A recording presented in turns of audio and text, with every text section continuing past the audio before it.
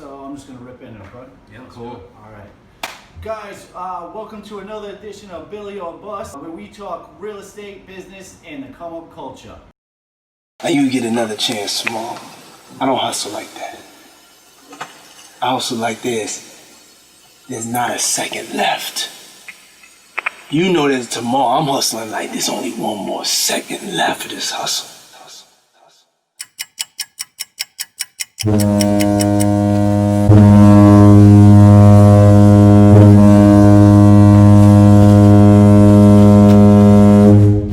Let's go! Alright guys, today I'm sitting here with my friend Eric from the Quahog Republic. Okay, we're at the New Bedford location, the Whalers Tavern. Got that right? You got it right. Okay, yeah. perfect. So Eric was a bar and restaurant owner in the Mashney Island over down by the Cape. He ran that location for 15 years with him and his team. That's where they developed the idea for the Quahog Republic. Okay, they now have a few locations. So since then, Eric and his partners have built out 4 different bar and restaurant locations across the South Coast Mass area. An awesome achievement for anybody in the restaurant bar industry. We know how tough it is. Each bar and restaurant is individually branded with their own little name, like this one's the Whalers Tavern. Eric and his partners recently sold the Plymouth location, still sitting on the 3 different locations. Eric has been opening restaurants for the last 8 years. They've been running with the Quahog Republic brand and to much success. Without further fluff, let's talk some shop and get right into it. Eric, thanks for having me come by. It's my pleasure. This is great. All right, cool stuff. So diving right into it, how'd you get into the bar and restaurant biz? It's one of those normal stories like you hear all the time. When I was a kid, a buddy of mine worked in a restaurant down in the Cape. This place called the Flume Restaurant in Mashpee, and he said, they need a dish dog. So I started dish dogging it, and literally it didn't take me long, but I was hooked. Hooked. Yeah, this business, there's something about it, It's got everything you ever thought was cool when you were a kid. It's got excitement. It's got late nights. It's got partying. You got the beer, you got the booze, little food. You're the captain of your own domain in the restaurant business. Yeah. So it really spoke to what I was interested in, and we've been able to I've grown off of that since then, of course. Yeah. And so you've always been like working in restaurants before you opened up? Like, is that what your gigs were always, just kind of staying around it? Yep, we started, I got my first job was probably 12 or 13. Oh wow, okay, so you're that long ago, okay, yeah. Cool. And then as things progressed, I didn't know what I wanted to do. Yeah. I didn't know I wanted to be in the restaurant business, and a little something, Mashney Island, kind of fell in my lap. Some guys I worked for gave me a little piece of the action over there, so I started working with them, and within a year and a half I bought all them out, and oh wow, so you really just had going, So you really started from the bottom of it and just kind of worked your way up in a restaurant, and that's how you became owner? Absolutely. Wow, that's pretty cool. Okay, that's awesome. That's awesome. I worked as a dish dog, as you want to say, in a couple different places. Like, I moved to Florida when I was young from New Bedford, but I was in St. Pete, worked at a bunch of different little restaurants. And again, I've never had any big success with them. I've owned a couple little things, but I just got hooked on the industry. The industry's badass, man. Yeah. Like you said, you get all the people around. It's I love people, so you get that interaction. But it's tough business. It is tough business. Tough. And, the people are the best part of it, though. Yeah. I mean, the customers are great, and they're our bread and butter, and they're wonderful, and I would never speak poorly of a customer. But but the people that your coworkers really can become an extension of your family. Yeah. And exactly. depending on the city or location, I've been fortunate enough to work all over the country, but my time in Boston, which I was there for years, the whole city is a real family of restaurant people, and there's something special about that. Yeah. And if you want, for me, that's an attractive way to run a business. Yeah. I like that camaraderie and the teamwork and the kind of everybody helps everybody out attitude. Yeah, because everybody starts becoming friends. They get to know each other. Absolutely. And wouldn't you? I think you would agree. Then, just running off what you were saying is, isn't that like how you can really get a restaurant rocking and really build out yourself a brand, is by building that team and that infrastructure of people to have around you? Yeah. Because I think that was like one of my big problems. Like, I had a cafe, and I've always been, and I guess in every business too, you kind of have to have that team with you so you can kind of really move forward and spearhead bigger fish, so. right? Yeah, and even I think a different way to say it would be like, if you're gonna have a crew, they better buy into what you want as an owner. Like if people don't want to buy into what I want, the way I want my restaurants run, or excuse me, we want our restaurants run, you know, then that's fine. I always say you could be the best bartender, you could be the best chef, best waiter, waitress, whatever it would be. You might be amazing, but if you don't want to buy into my system and the way that we do it, then you know there's another spot for you down the road, and I'm sure you'll be very successful, but you won't be successful with us.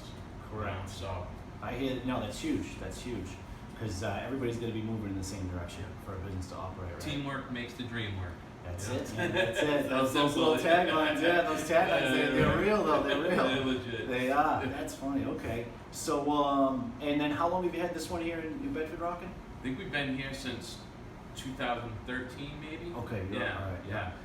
We had I had my own place on Mashney Island in Bourne, the Mashney Island Grill, which morphed into what is known now as the Quahog Republic. Okay. And that Quahog Republic, we ended up leaving that location. Like so many kind of old beach bars on Cape Cod, the value of the property was far greater than what I could afford to pay as a thriving restaurant. It's now someone's giant millionaire's house, you know what I mean? They tore it down. Oh, wow.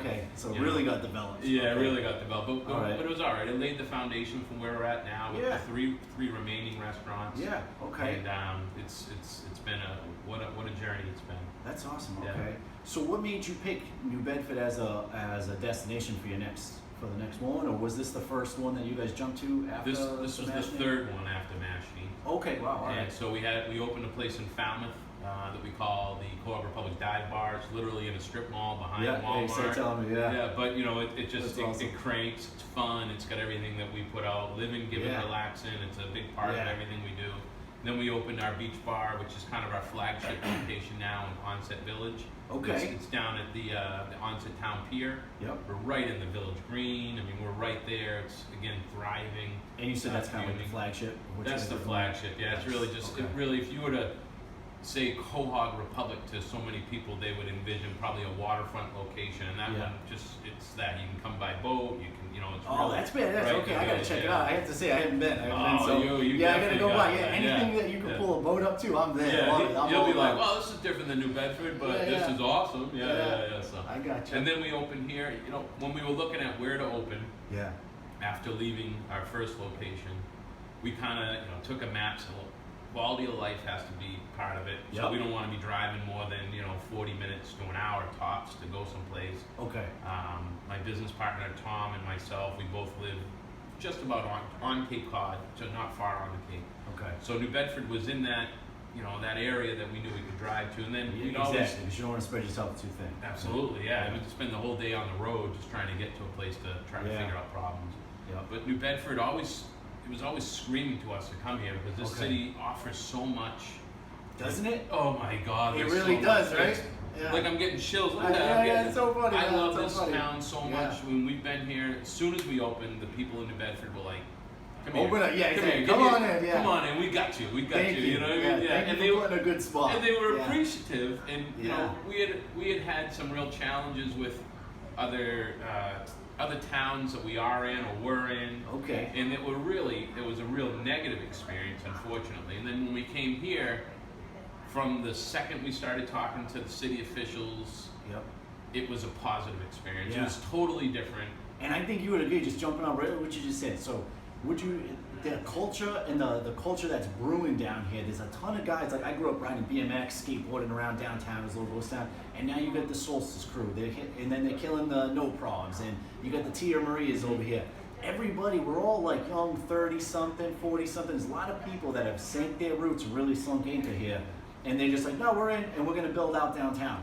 And it's like, whenever you talk to a business owner, like, you're excited to be here. Like, I think that is a big part of what makes a little downtown area. And we've got a small gateway city here, but there's not other small little mill towns you can jump into and get that vibe. That's right. So I agree. That's why no matter where I'm at, I'm always trying to promote New Bedford, and I'm coming back and I'm like, what's going on in NB? What's going on in NB? That's awesome. When we were discussing going to any of our locations, you throw it by your family, right? They're part of the process too. They have to be involved to a point in deciding kind of like how you grow your business, if you can or not.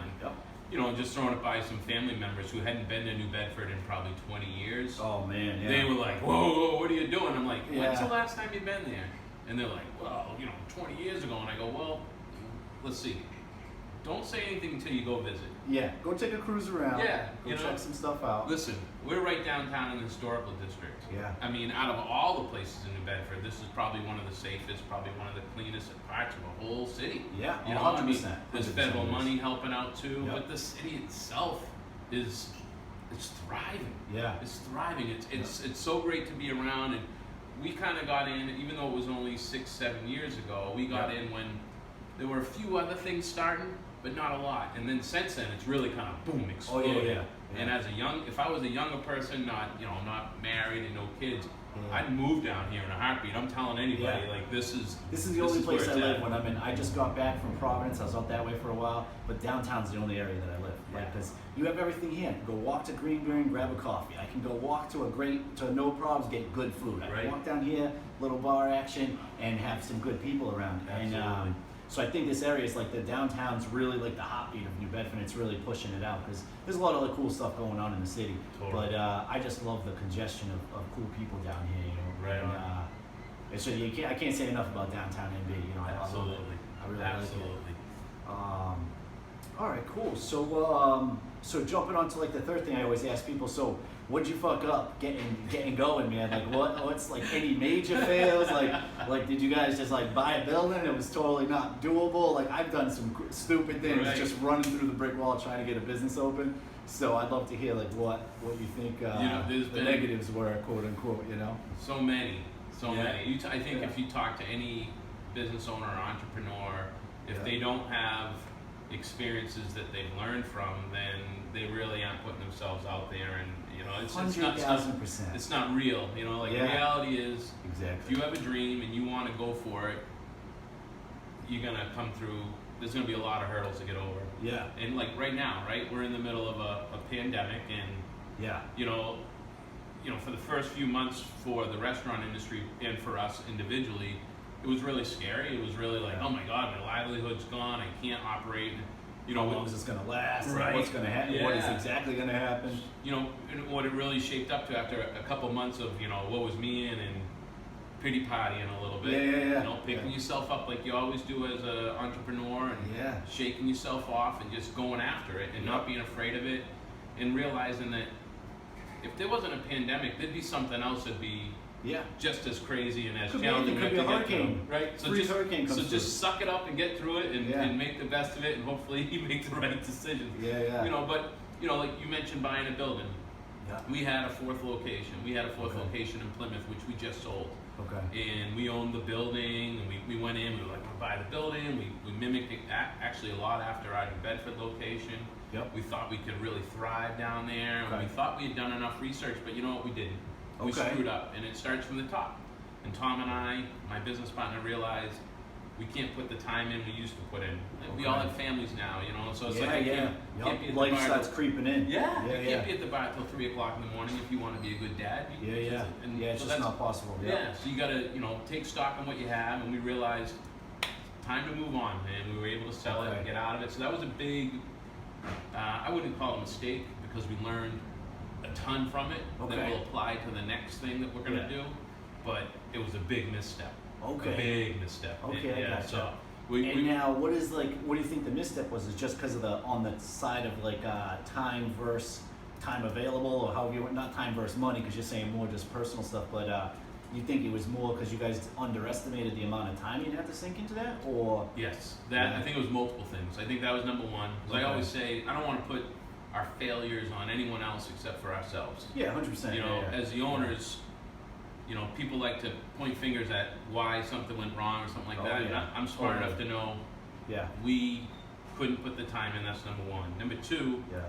the city in Plymouth has changed quite a bit, and that downtown area is really. We didn't realize how saturated it was Okay. with okay. restaurants, with liquor licenses. Okay.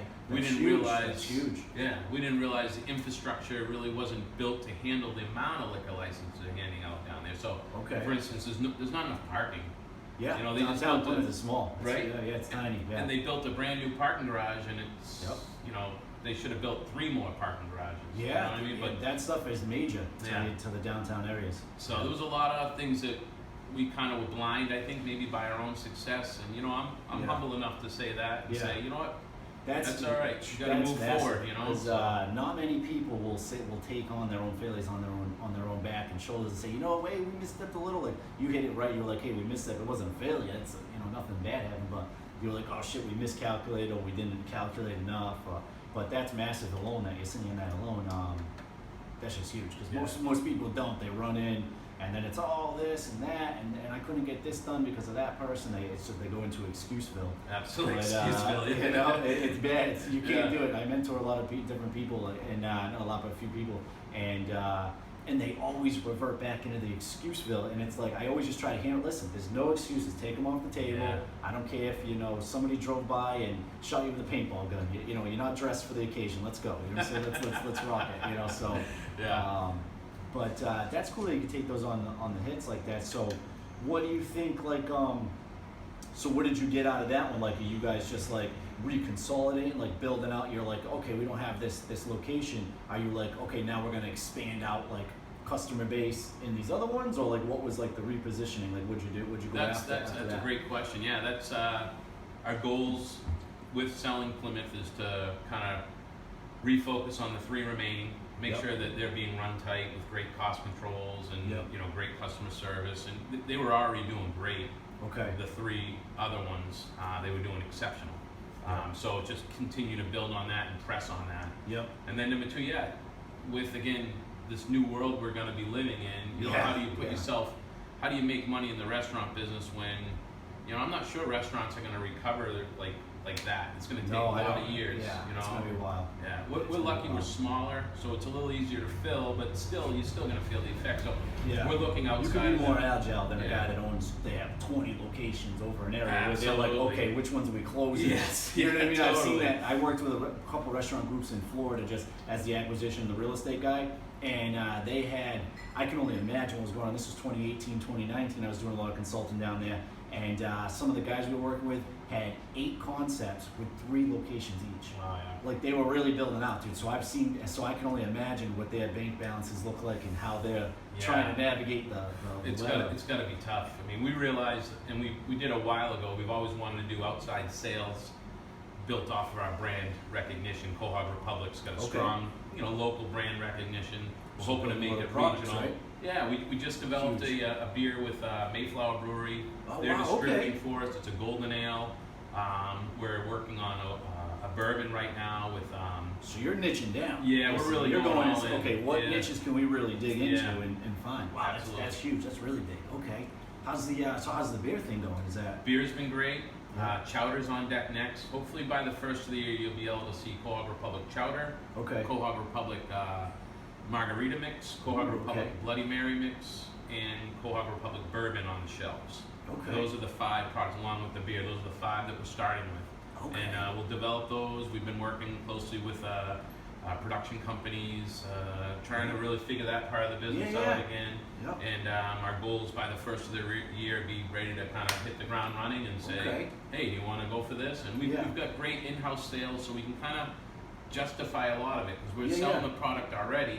Yeah, so now you said, already. Yeah, so exactly. You build out the little brand here, you build out the small customer base. Yep. And then now you're like, okay, let's just go drop this in other spots. That's the idea, So, right?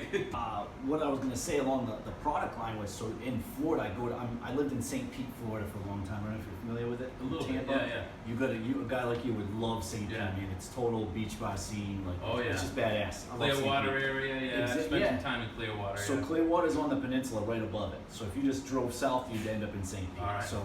So either way, there's this coffee company there. Now, when I was down there, I don't even know what year it was, like, let's say 2010, 2011, right? Little coffee shop opens up in the downtown area. They are now selling their brand of coffee. They brew it and whatever else. They're selling their coffee in almost, and I'm exaggerating, but every restaurant in Tampa Bay has their shit now. That's crazy. Cool. Like, wherever you go, Quahog Coffee. I'm like, what? So, like, when I see little brands like that, like, you guys are making the right move here. Like, you're not just selling, we're selling t-shirts, trying to raise some money. No, you got the beer, the chowder.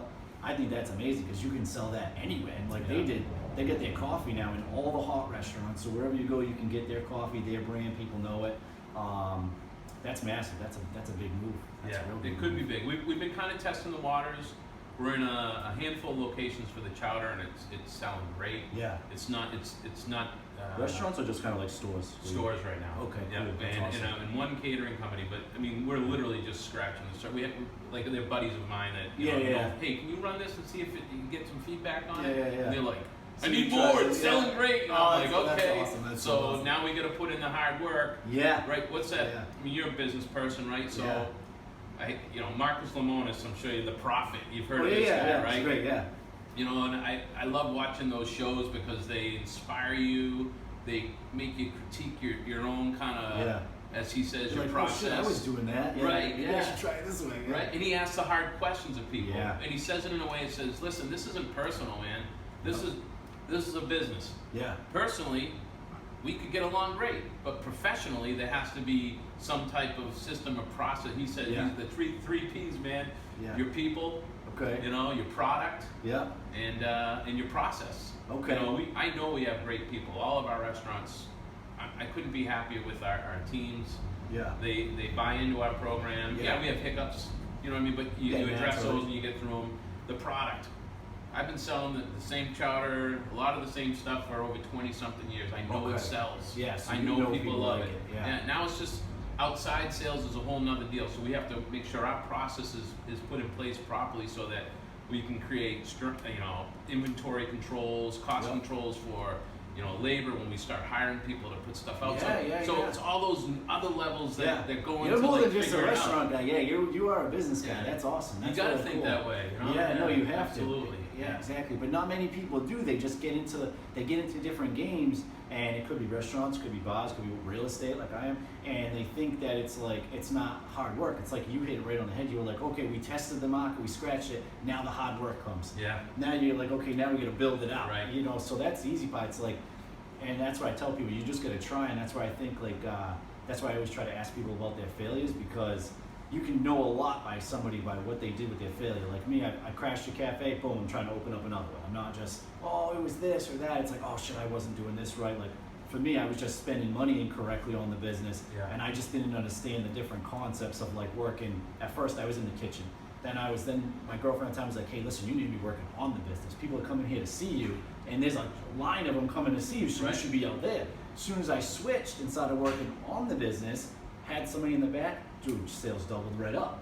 I was dragging them in. Everybody wanted to come and talk shop. So it's those little critiques. You've got to be able to adjust and keep Absolutely. moving and not look at it as like this big devastating thing. You know, 'cause Absolutely. you're gonna get hit with a brick. It Every doesn't matter day. what. Yeah, Every every day. day. Every Exactly. day. Exactly. You know, the phone, Yeah. my phone's right off camera, right? Yeah. And I know your phone's probably like, Yeah.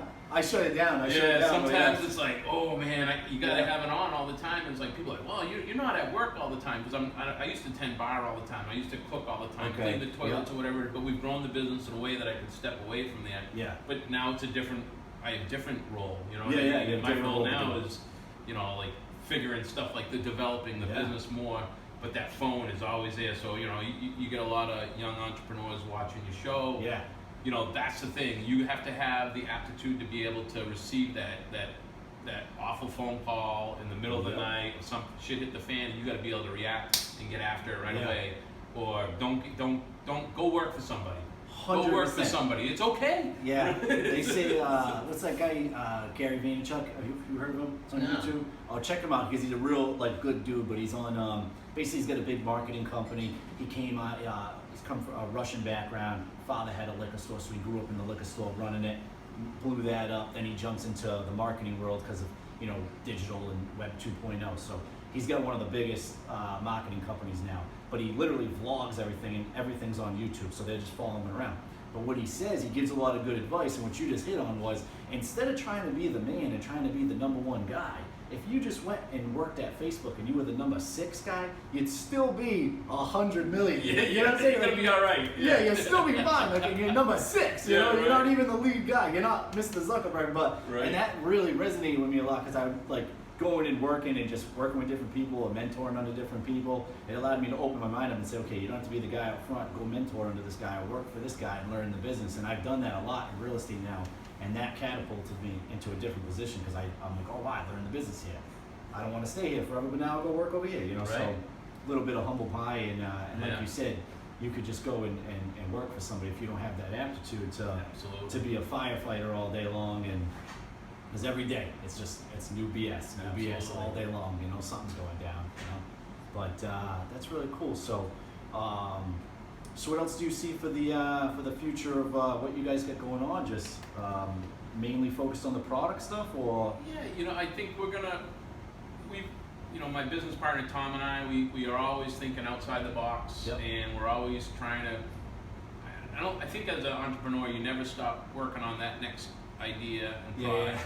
yeah. You have to really focus on drawing yourself back and paying attention to what you have in front of you. It's Yeah. like so many Staying things in focused, life you forget. hyper-focused, Yeah. yeah. Oh, well, that looks more awesome. It's like, no, Yeah. dude, like focus on what you have, and that's our goal right now. But Yeah. 5 years from now, where do I see myself? I see, the 3 restaurants thriving. Yep. I really feel like when we built them, which was starting in 08, 09 time frame, when Yep. we moved out of Mashney Island, we went to smaller places. Mashney was a big place, and that was by design. We said we wanted Yeah. places that were less expensive to rent, smaller places, and areas that we know that could grow. Exactly. And so we got into those spaces, and luckily we did, because we're not paying a lease on a 4,000 square foot place. 100%. We're in Whalers Tavern. One of the uniqueness of it, there's 49 seats. That's it. Okay. Okay, And what do you got for square footage in here? and it's probably what 13. I was gonna say 1,500. Yeah, 1,500 maybe in the dining area. That's it. And it hums right along, and it's great, and it's perfect for if the economy takes a dive, we're gonna be all right. Yeah. It's not gonna be great Yeah. by no means, but we're gonna be all right because we're not paying that huge rent. Yep. You know what? We're not paying salaries to 4 big time chefs in the back. Yeah, you don't have No, 8 not- cooks back there Exactly. right now prepping up for the day, and then Exactly. where's that all go? Did it sell? Did it not sell? So I see us Yeah. being all right, and I really see us focusing, my business partner and I, letting our restaurant people handle the restaurants with our little bit of guidance Yep. and backup. And then I see us developing these outside retail sales, and I think those Nice. 5 products are just the start of it. Yeah. I can really see us, there's so many different areas that we touch already in the restaurant business Okay. that could apply to outside retail sales, especially in the beverage department. You can do everything from Oh my God, yeah. our Mai Tais, right? People love our Mai Tais. They're so Okay. delicious, right?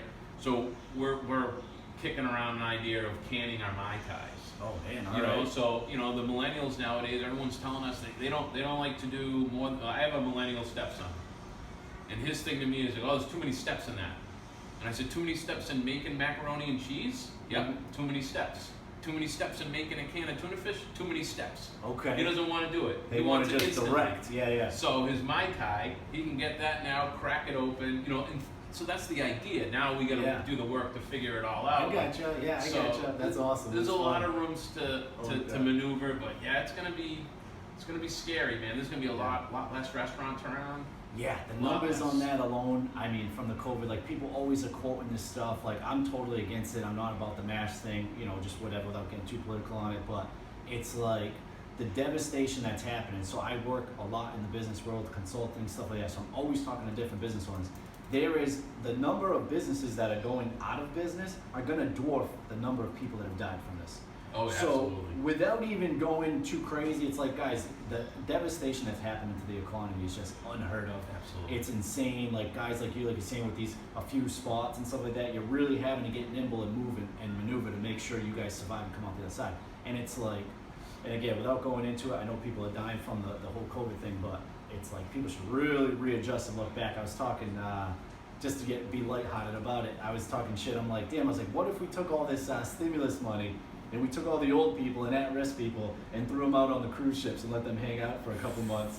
Hey, 90-day vacation for anybody over 65. That might, send them out on all these Carnival cruise Yeah, lines. they might that not shit come out. home, Yeah, they'd be hanging out for good, man. They'd be all staying out. So I was just joking around, like, isn't there a better way we could be handling this? Because look at California alone. There was like, I don't even know the number. I don't want to quote wrong numbers, but it's like tens of thousands of restaurants that have closed their doors for good. They can't handle the wave. They can't make it past it, but Yeah. it is what it is. It's like you said, you just got to be nimble and take that BS phone call and handle it and run Yeah. forward, you know? It's a, you know, like a lot of people are looking for an answer during all this, and I'll tell you Yeah. the answer. I know it. What's that? The answer is this is a shitty situation. Yeah. It's just, It sucks. I mean, Yeah, literally. yeah. So if someone's like, no, well, this, and then, Yeah. no. Yeah, It's yeah. just completely shitty. Yeah. It's shitty for me as a business owner, me as a father, me as Yeah. a husband, you, same Real thing in estate your guy business. trying to show property, you know, they make me put a mask on. the kids today, you know, they missed all this, you know, everybody's missed out on something, everybody's got a problem with something, and everybody's, you know, it's like, this is an unheard of situation. I can't be so frustrated with the government about it because Yeah, it's an exactly. absolutely unheard of situation. So for anyone Yep. who wants to play politics, I don't have Yep. time for you. Yep.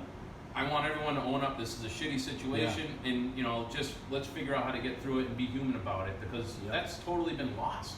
Yeah. You know what I oh mean? my Like God, everyone yeah, turns yeah. this into a political thing. It's Yeah. like, this is what's wrong with you, you know? This Yeah. is government, wake up. Like, this Yeah. isn't what we want. Yeah, they're not here to take care of us. They're Right. just here to build out infrastructure and give us a good community or whatever you want to, whatever Safe, word you want clean to put. community. I'm down Boom, with that. exactly. Yeah. This is supposed to be America where we all come Yeah. here and build our own castle, and then we build out our own family and our own farm, if you want to use that. You know, instead of build out your own farm, till your land, and you go from there, like you're doing with your restaurants. Yeah. I'm doing it with my real estate stuff and consulting. I'm just tilling my own land and navigating through, and not trying to push it off onto anybody. So it's like it's exactly like you're saying. It's just a shitty situation. It's a We shitty gotta, and we gotta situation. dig through it, but That's it. you can't dig into the political side. It's like people try to like push it down, and like it's wild. It's Right. definitely wild times. So you gotta You know, times are someone needs to get blamed. yeah And someone needs to pay a price for this. That's what the time is. yeah You know, like nobody, Which is insane. nobody is humble enough yeah to say, you know what? It's not one guy's fault or one woman's fault. yeah It just is. Yeah. It sucks. So embrace the suck. What do they say in the military? Embrace the suck. Yeah, yeah, You know yeah. what I mean? Because this Yeah. sucks. You know. So Yeah. let's just embrace it and get through it. yeah And let's prove to the rest of the world why we can be one of the greatest countries in the world. When adversities hit us exactly and the government stays out of our way, exactly we can get shit done and we Yeah. can make things amazing. You know, Yeah. we really can. And for ourselves, for the people Yep. that work for us, for our community around us, I mean, yeah. it can really happen, but we'll see. Again, just touching on again promoting downtown NB. What has changed downtown NB? A bunch of young people with a vision, Mhm. digging in and saying, "No, I'm going to build my spot right here, and I'm going to build in." Just like I always try to promote Craig and Jay over at No Probs and Solstice, or whatever, Awesome. because I just seen them since they're a little bit older than me. But I just roll around on my BMX bike. Then I seen the Solstice shop, and I'm like, "Wow, they opened up their own business." Like Yeah. then the burrito shop, I'm like, they opened up their own business. Like what? It just gives you, it unlocks. You know what I'm saying? Like I'm not, from any bad spot or whatever else, but just being rolling around on my bike, just up to no good, just cruising around, to seeing that it like unlocked. It kept unlocking. Right. They would do their ramps, and they were at the Buttonwood Park doing a what do they call it? A demo. I'm there on my BMX bike, like. These guys got all these ramps together. Like, Yeah. they're building stuff. So Yep. it just inspired me to keep moving and Moving do whatever I forward. wanted Yeah. to do. I never stopped. Like when I was 19, 20, I run right to Florida. Like, oh, I got to go down there and ride my bike. There's all these skate parks. Yep. Natural, okay, I can do it. Look at Solstice. They're in California, hanging Yeah. out half the time. So it was like little things like that that inspire people, and that's why I love America. I love business, and Yeah. that's why I'm doing this little show right now, just to talk and build that out, because that's, I think, what separates America is like you're allowed to come here, get your own little farm. Yes, maybe some people don't like this person, that person, but that's human nature, Yeah. So, but I have a lot of good friends from Ireland, and a couple of them have immigrated here and created lives for themselves. And yeah, we've had discussions about what is America. You know, what is it to you? What is it to me? What is it to everybody else? And yeah, it's interesting to hear it from someone who immigrated here, yeah, as basically all of our ancestors have, yeah, and in their outlook on it. And a good buddy of mine, Damien Dowling, he owns a place called the Abbey up in Brookline, and another one in Okay, yeah. Cambridge. Yeah. Super great guy, great bar, and he said his thoughts are, he goes, to me America is an idea. mm-hmm. And I was like, what do you mean? He goes, it's an idea. He goes, you can shake it out anyways. Oh, it's this, but that's everybody's idea, right? So to him and to the rest of the world, he goes, I knew coming to America that I had more opportunity than I've ever had before. Okay. I knew that the government wasn't going to stand in my way. I knew that there was going to be programs in place to work with me and help me develop a business. I knew that there were people here that would support businesses left and right based on their own decisions. You know, and he loves the idea of America. That's intriguing. You know? That's and super cool. The idea is kind of like when you say, I have an idea, like I have two sons, okay? I have a stepson and I have a 4-year-old son, a new guy. Yeah. And when I was younger, people would talk about having kids and they go, I love I want to have like 5 or 6 kids. And I'm like, well, you know what? The idea of that is great. Think about it. You got 5 or 6 kids running around, helping out, loving you, Christmas being your morning. family. But the reality is fucking hard. Yeah. Doesn't make it less great. It's just the reality is very, very different than the idea. And so it's the same thing in reflection with him. Is his idea of America is phenomenal.